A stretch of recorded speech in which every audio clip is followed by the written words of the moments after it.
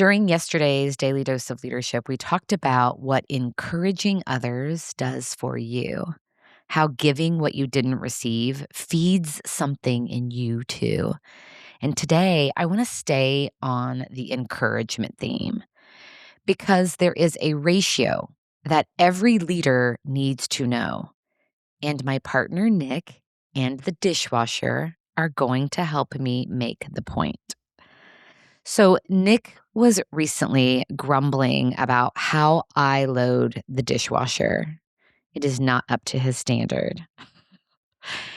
And there was something earlier in the day where he had also been teasing me about doing something the wrong way. And then the day before that, he had made a comment about my spending too much at our favorite coffee shop in kind of a laughing way. So none of these were devastating on their own, but combined, it felt icky. Ugh, I felt it. This slow pull downward that happens when critical comments start to stack up without anything positive to balance them out. And then later in the day, he stopped and he shared something genuinely warm about how much he appreciates me. And just like that, I was back. It was that simple and that powerful. One sincere, positive comment undid the accumulated weight of the earlier critical ones and lifted me right back up. And I thought that is exactly what the encouragement research says. Studies suggest that the ideal ratio of positive to negative feedback is somewhere between 3-1 and 5-1. For every one piece of constructive or critical feedback, or what you may think of as a little teasing, 3 to 5 positive interactions need to happen to maintain a healthy, productive, high-performing relationship. And that's what the researchers call the positivity ratio. 3 to 5 positive comments for every one critical one. Now think about your own leadership and in your own life for a moment.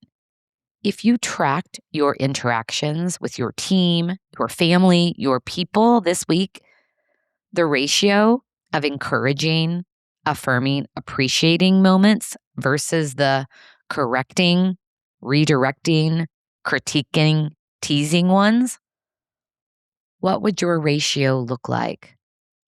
Most of us vastly underestimate how often we lead with the critical and underdeliver on the positive, not because we don't care, but because the problems are visible and the good stuff gets taken for granted. We notice what's wrong. We walk right past what's right. And here's what I want you to hear in the dishwashing story. It wasn't a grand gesture that brought me back. Nick didn't plan a celebration or write me a card or make a big deal about it at all. He just stopped and noticed and said something true and warm and specific. And it landed. I felt it. And that is all that it takes. A genuine comment from the heart, a specific piece of praise, a moment where someone feels seen for what they're doing well instead of corrected for what they're not.